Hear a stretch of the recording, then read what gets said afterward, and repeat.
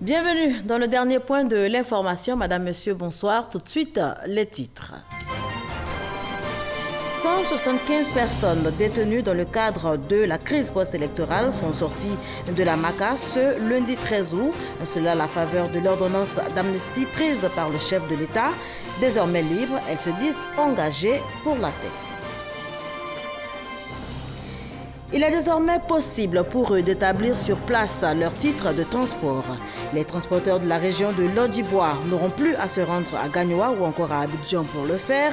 Un centre de gestion intégré du ministère du Transport vient d'ouvrir à Divo. Un accord bilatéral germano-espagnol est entré en vigueur ce week-end. Il porte sur la reprise de migrants se présentant à la frontière autrichienne et qui ont déjà été enregistrés en Espagne. Je le disais tantôt, 175 personnes détenues dans le cadre de la crise post-électorale sont sorties de la MACA ce lundi 13 août. Et cela à la faveur de l'ordonnance prise par le chef de l'État, le président Alassane Ouattara. Désormais libres, elles se disent engagées pour la paix en Côte d'Ivoire. Le reportage de XYZ.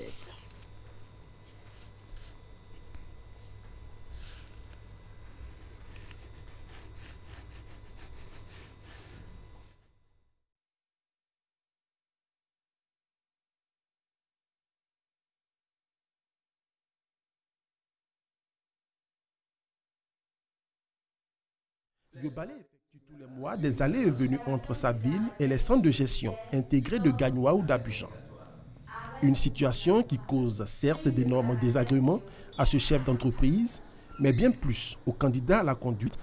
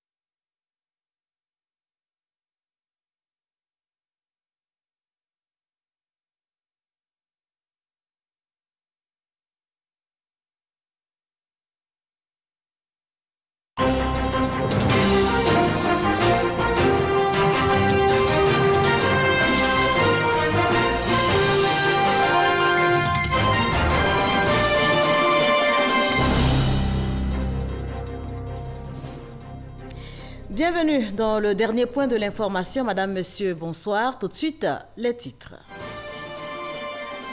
175 personnes détenues dans le cadre de la crise post-électorale sont sorties de la MACA ce lundi 13 août. Cela à la faveur de l'ordonnance d'amnistie prise par le chef de l'État, le président Alassane Ouattara.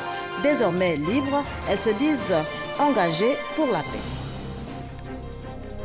Il est désormais possible pour eux d'établir sur place leur titre de transport. Les transporteurs de la région du Lodibois n'ont plus à se rendre à Gagnoa ou encore à Abidjan pour le faire. Un centre de gestion intégré du ministère du Transport vient d'ouvrir à Divo. Un accord bilatéral germano-espagnol est entré en vigueur ce week-end. Il porte sur la reprise de migrants se présentant à la frontière autrichienne et qui ont déjà été enregistrés en Espagne. Je vous le disais tantôt, 175 personnes détenues dans le cadre de la crise post-électorale sont sorties ce lundi matin de la MACA, cela à la faveur de l'ordonnance d'amnistie prise par le chef de l'État, le président Alassane Ouattara. Désormais libres, eh bien, elles se disent engagées pour la paix. C'est ce que nous rapportent Ahmed Traoré et Gabriel Zani. Anciennement leader de jeunesse et opérateur économique, Agnès Melej Fred est âgée de 38 ans. 6 ans durant, il a séjourné à la MACA, la maison d'arrêt de correction d'Abidjan. Il a retrouvé la liberté ce lundi 13 août. Agnès Melej Fred fait partie des 300 prisonniers de la crise post-électorale qui ont bénéficié de l'amnistie signée par le chef de l'État Alassane Ouattara. Une liberté qu'il savoure, lui et ses co-détenus. Pour nous, depuis longtemps, nous avons dit que les problèmes peuvent se régler entre nous les Ivoiriens. Et voilà qu'aujourd'hui, tous les camarades, tout le monde se retrouve dehors. Et vous voyez la joie, vous voyez l'ambiance, c'est la Côte d'Ivoire qui gagne. C'est un acte fort qui va booster la réconciliation. L'amnistie est bien arrivée et ça a permis une décrispation au niveau de tout le monde. Donc aujourd'hui, c'est une joie, une fierté pour le pays. On sent un grand pas vers la réconciliation. Après la MACA, nous nous sommes rendus à Yopougon-Selmer pour rencontrer un autre ex-détenu qui a retrouvé sa famille 5 ans après son incarcération. L'émotion est totale.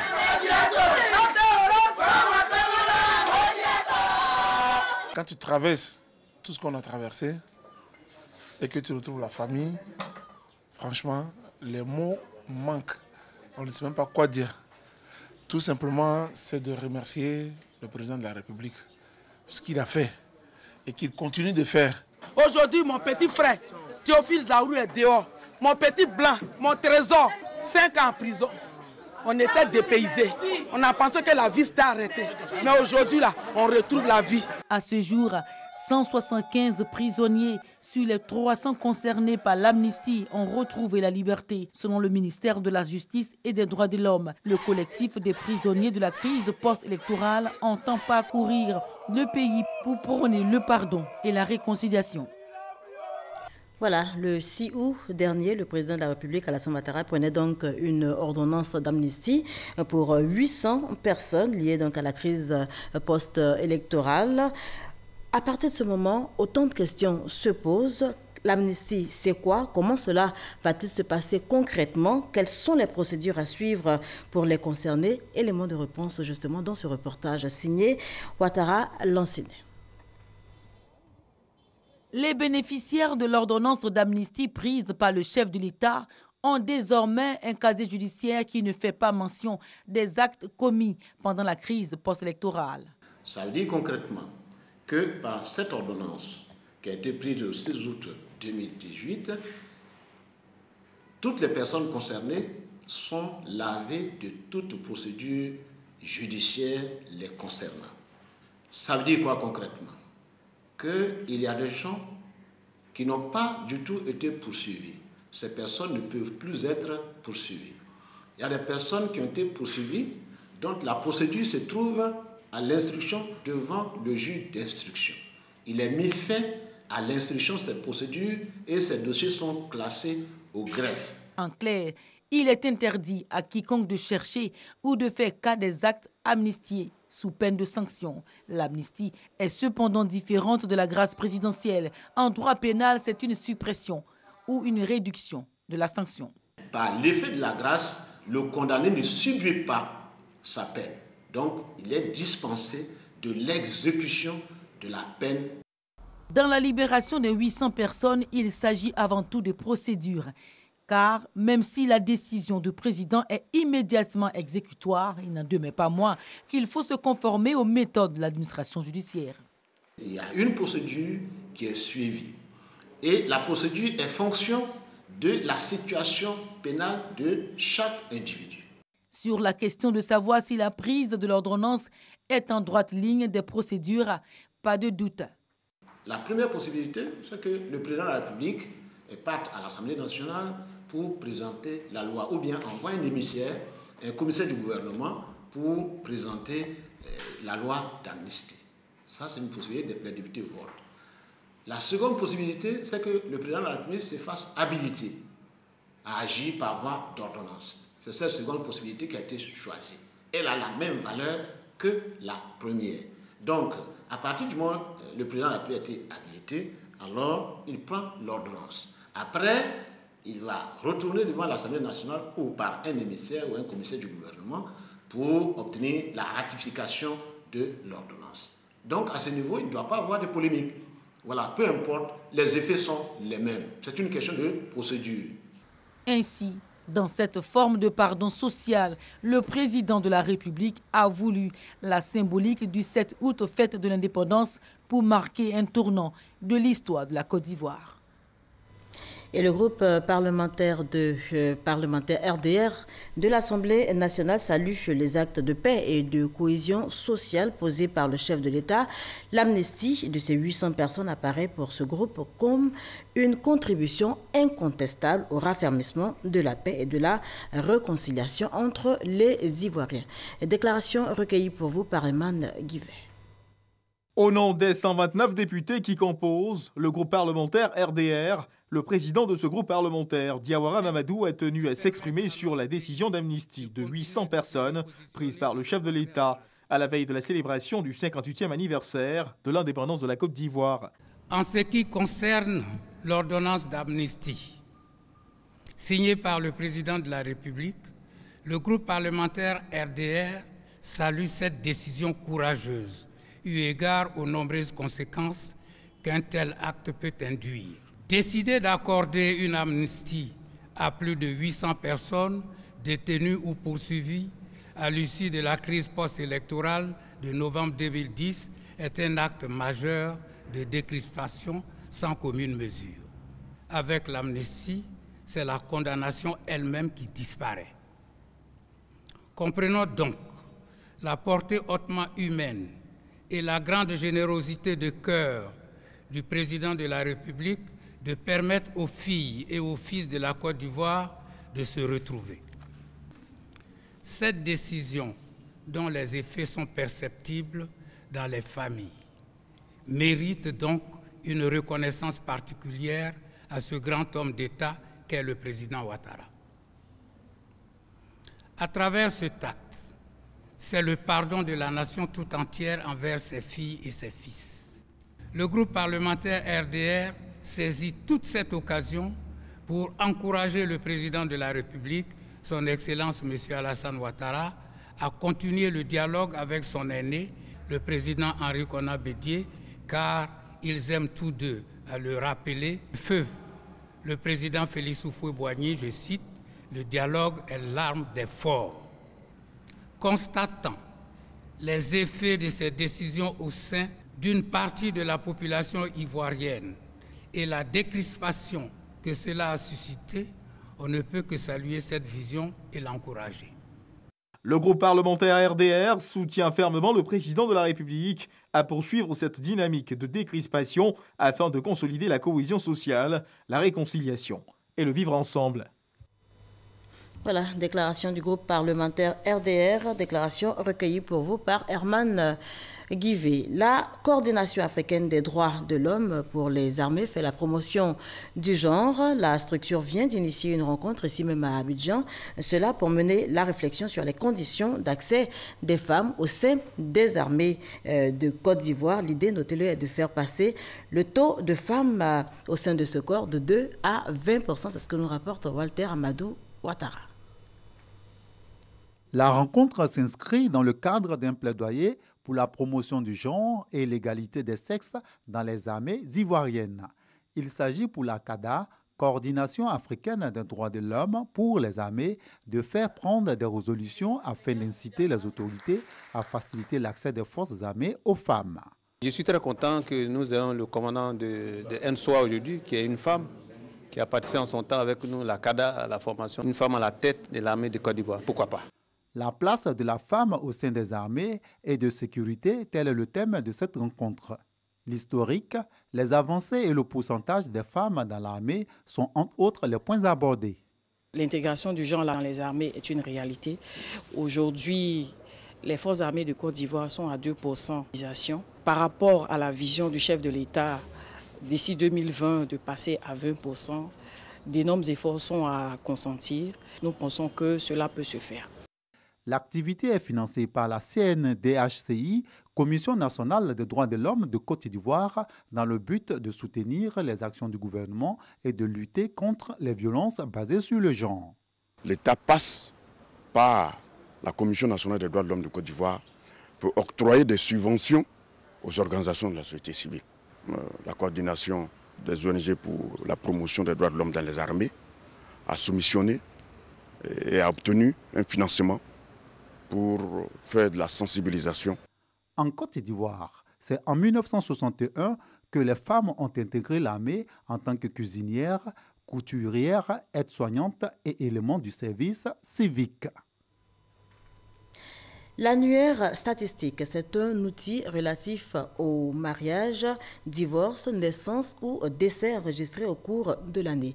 Eh bien, celui de 2017, le 4e, a été présenté récemment à l'Assemblée des partenaires au développement. On en sait davantage dans ce reportage signé Michel Digré. C'est un outil essentiel d'aide à la décision et à la planification, tant pour le gouvernement que pour les partenaires sociaux. L'annuaire renferme des données statistiques relatives aux naissances, mariages, divorces et décès provenant de l'ensemble des centres d'état civil de Côte d'Ivoire pour l'année 2017. Cet annuaire constitue déjà un embryon de statistiques vitales, mais il faut toujours aller plus loin en prenant en compte de nouveaux paramètres pour faire de cet outil un véritable instrument de planification. Tel est notre vœu. L'analyse de l'annuaire révèle que le taux d'enregistrement des naissances est en baisse par rapport à celui de l'année précédente, soit 74,8% en 2016 et 70,8% en 2017. Le taux d'enregistrement des décès peu fiable avec 18,2% en 2016 et 17,6% en 2017. L'on enregistre le même taux de nuptialité en 2016 et 2017, soit 1,1%, et le taux de divorcialité de 48,2% en 2016 passe à 50% en 2017. Les données contenues dans l'annuaire montrent un faible taux de performance de notre système d'état civil, socle du registre national des programmes des personnes physiques, RNPP. Les principales actions conduites par le gouvernement au cours de l'année 2018, dans le cadre de la réforme du système d'état civil, ont abouti à l'adoption du nouveau projet de loi sur l'état civil et du projet de loi spécial de déclaration des naissances et de l'établissement d'identité, à la mise en œuvre du RNPP, c'est-à-dire le régime national des personnes physiques. Cet annuaire est à sa 4e édition. C'est une initiative du ministère de l'Intérieur et de la Sécurité avec l'appui financier de l'UNICEF. Il est désormais possible pour eux d'établir sur place leur titre de transport. Les transporteurs de la région du Lodibois n'auront plus à se rendre à Gagnoua ou encore à Abidjan pour le faire. Un centre de gestion intégré du ministère du Transport vient justement d'ouvrir à Divo et c'est avec Cheikh Koné qu'on en parle. Yobale Guamene est promoteur d'auto-école dans la ville de Divo depuis près de 30 ans. Pour établir les documents relatifs au permis de conduire de ses apprenants, Yobale effectue tous les mois des allées et venues entre sa ville et les centres de gestion intégrés de Gagnoua ou d'Abidjan. Une situation qui cause certes d'énormes désagréments à ce chef d'entreprise, mais bien plus aux candidats à la conduite dans cette région. Nous avons des demandeurs qui sont dans les campements, dans les villages, qui sont reculés. Et là aussi, les pistes villageoises sont un peu dans un mauvais état. Donc c'est véritablement un frein. Et pour cela, certains préfèrent aller s'orienter vers Abidjan ou d'autres régions pour apprendre à conduire et avoir les permis de conduire. Ou il y en a même qui n'en font même pas du tout parce qu'ils ne peuvent pas effectuer ce déplacement. Un cri de cœur entendu par les autorités compétentes qui ont décidé de doter la région du Lodibois d'un centre de gestion intégré afin de soulager les transporteurs et les populations pour l'établissement de leur titre de transport. C'est un bâtiment flambant neuf avec toutes les commodités. Coût des travaux, 70 millions de francs CFA. On ne va pas se lever à 4 h à 3 h pour attendre quelque part. Donc c'est vraiment l'une des visions du gouvernement qui était de rapprocher davantage les usagers de la production et aussi regrouper sur un même site tout ce qui concourt à produire les titres de transport. Pour les populations et les transporteurs de la région, l'ouverture de ce centre est une véritable aubaine. L'avantage pour nous, c'est énorme. Le coût, c'était le triple des dépenses. Il fallait payer l'hôtel, le risque des voyages, tout, la nourriture.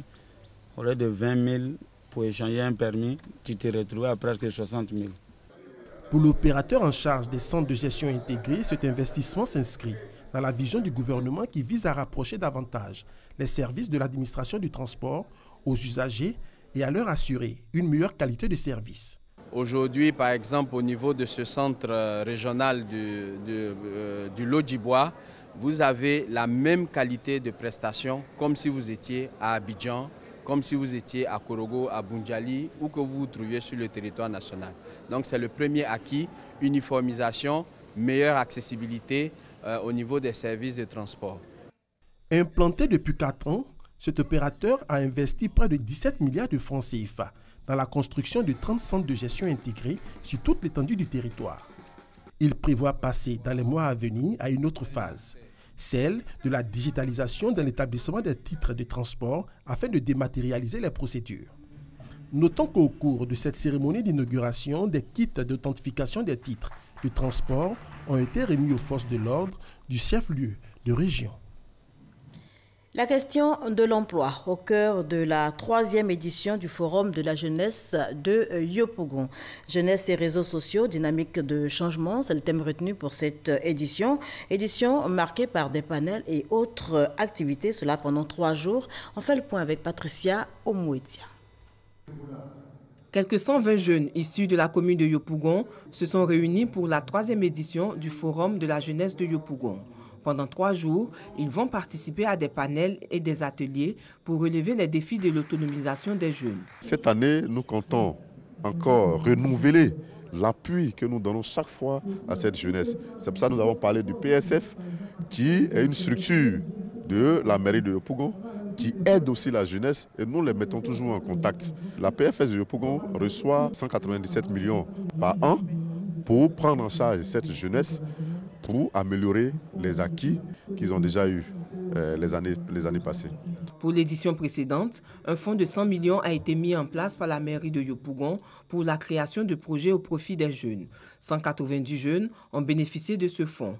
Le thème de ce forum, jeunesse et réseaux sociaux, dynamique de changement, est également un prétexte pour sensibiliser les jeunes à s'approprier les TIC. Ce que nous attendons, c'est d'abord la prise de conscience des jeunes, surtout pour leur rôle sur les réseaux sociaux. Vous êtes sans ignorer que les jeunes un peu sur les réseaux sociaux, ça donne à d'autres choses pas intéressantes, alors que sur les réseaux sociaux, nous pouvons développer plusieurs activités, nous pouvons développer notre personnalité et ça nous permettra quand même de pouvoir gagner la place dans le processus de développement du pays. Le Forum de la jeunesse est un cadre de réflexion pour stimuler l'insertion des jeunes dans le tissu social. Un pas vers le développement. 3 villages de la région du Gontougo, désormais reliés au réseau électrique national. Il s'agit de Zéré, de Kandenan et de Kwafo Akidom. Zéré et Kandenan dans la sous-préfecture de Tabagne. Kwafo Akidam dans la sous-préfecture de Sorobango. 3 villages qui peuvent enfin rayer l'électrification de la liste de leurs priorités. Ces 3 localités sont désormais connectées au réseau électrique national. Un pas vers le développement que les populations de ces villages ont tenu à célébrer en présence du ministre Kobenan Kwasi Adjoumani et du secrétaire d'État Siaka Ouattara, tous 2 cadres de la région du Gontougo. Durant ces 7 dernières années, le taux d'électrification des villages de la sous-préfecture de Tabagne est passé de 5 à 70%. Dans la sous-préfecture de Sorobango, 11 villages bénéficient déjà de la lumière. Ce sont des faits qui marquent notre région et pour lesquels nos parents ne peuvent rester indifférents. C'est pour cela qu'à l'occasion de ces cérémonies, ils ont pris l'engagement de rendre hommage au chef de l'État, lui dire merci pour ses actions de développement et également pour la promotion qu'il fait pour certains de nos cadres. En marge de cette fête de la lumière à Kwafo Akidam, le ministre Kobenan Kwasi Adjoumani a investi Naman Assare Adou-Kwadio en qualité de nouveau président de l'association des chefs traditionnels des sous-préfectures de Soro-Bango et Tagadi, une association qui s'engage à œuvrer pour la cohésion sociale et le développement du Gontougo. Et le reportage est signé Traoré Mama. Avec Hugues Hervé Blé, rendons-nous à présent à Fatima, au Portugal, où des chrétiens catholiques ivoiriens sont en pèlerinage.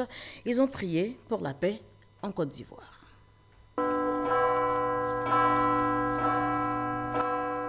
Un cierge pour la paix en Côte d'Ivoire. Cet acte de foi, les pèlerins ivoiriens l'ont posé au deuxième jour de leur présence à Fatima. C'est tous ensemble qu'ils ont, par l'intercession de la Vierge Marie, imploré la grâce de Dieu sur leur pays, dans ce sanctuaire, l'un des principaux centres du culte marial dans le monde. C'est pour la Côte d'Ivoire que j'ai porté ce siège, car pour moi, il n'y a pas plus beau, il n'y a pas plus grand que mon pays, la Côte d'Ivoire. Et c'est ce qui m'a motivé en portant ce siège pour implorer l'intercession de la Vierge Marie, la Sainte Vierge Marie, pour que la paix tant désirée, la paix tant voulue, la paix qui est déjà en Côte d'Ivoire, que cette paix se consolide chaque jour davantage. Le cierge, pour nous, symbolise le Christ qui est la lumière du monde. Le Christ est le prince de la paix, il est le conseiller merveilleux. Et à travers ce cierge, nous demandons à la Vierge Marie d'intercéder pour que notre pays soit un pays de paix. La procession avec le cierge a été précédée d'une messe dite au sein de la chapelle L'Ange de la Paix au pied de la Vierge Marie. Avec foi, des prières sont montées à Dieu pour qu'il pose son regard bienveillant sur la Côte d'Ivoire. Un moment de communion au sanctuaire de Fatima qui matérialise l'apparition de la Vierge Marie et son appel à la prière du chapelet aux 3 petits bergers en 1917.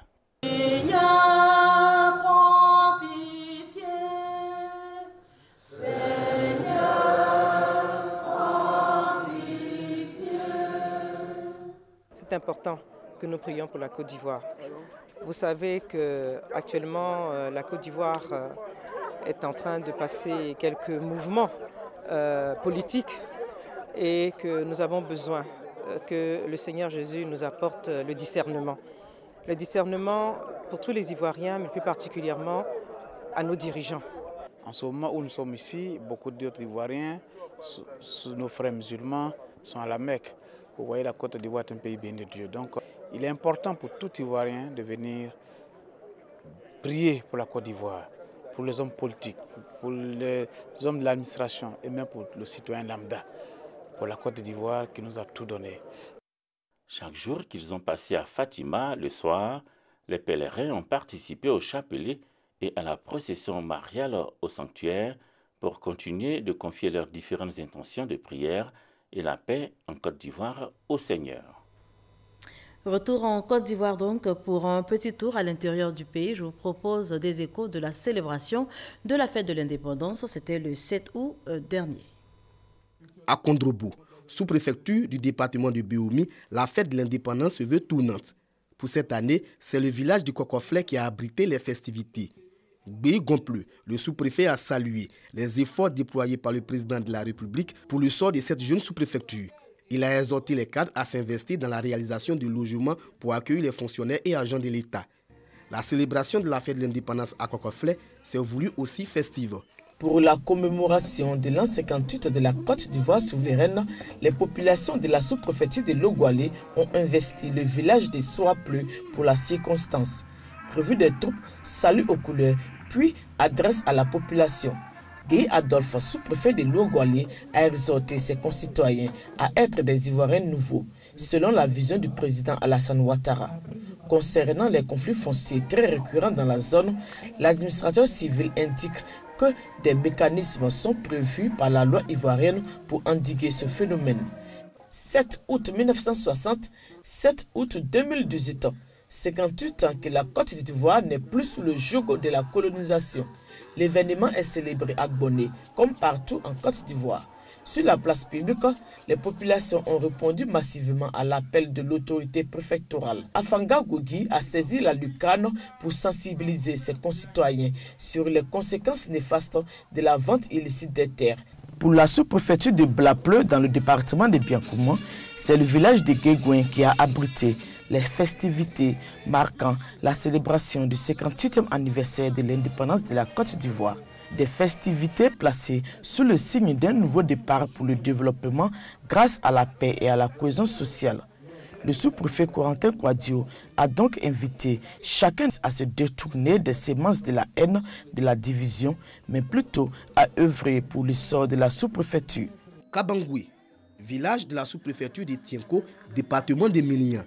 Le village aux couleurs nationales pour la célébration des 58 ans de la Côte d'Ivoire indépendante. Dans son adresse, le sous-préfet de Tienko, Sigbe Gbagbe Donatien, a souligné les efforts du président de la République, Alassane Ouattara, de faire de la Côte d'Ivoire un pays émergent. Il a également invité les populations de sa circonscription à œuvrer pour la paix et la cohésion sociale, gage de tout développement. C'est par le défilé des cours sociaux professionnels qu'a pris fin la célébration des 58 ans de la Côte d'Ivoire indépendante à Kabangoui. 7 août 1960, 7 août 2018, la Côte d'Ivoire souveraine fête ses noces d'érable.